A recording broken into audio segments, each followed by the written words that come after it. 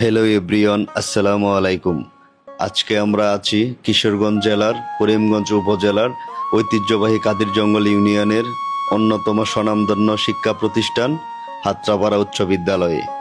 বিদ্যালয়টি প্রতিষ্ঠিত হয়েছিল 1932 সালে। এখানকার পরিবেশ খুবই সুন্দর এবং চমৎকার। বিদ্যালয়টি দেখতে খুবই সুন্দর এবং দৃষ্টিনন্দন। এখানকার চারপাশে সবুজ সমারোহ, সেটা দেখতে আরো বেশি ভালো লাগে।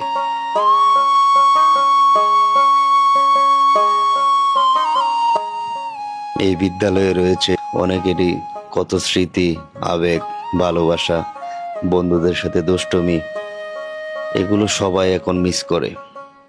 প্রত্যেকটা মানুষ স্কুল লাইফটাকে খুবই মিস করে। আবার যদি ফিরে যেতে পারতাম এই স্কুল লাইফটাতে, কতই না ভালো ছিল।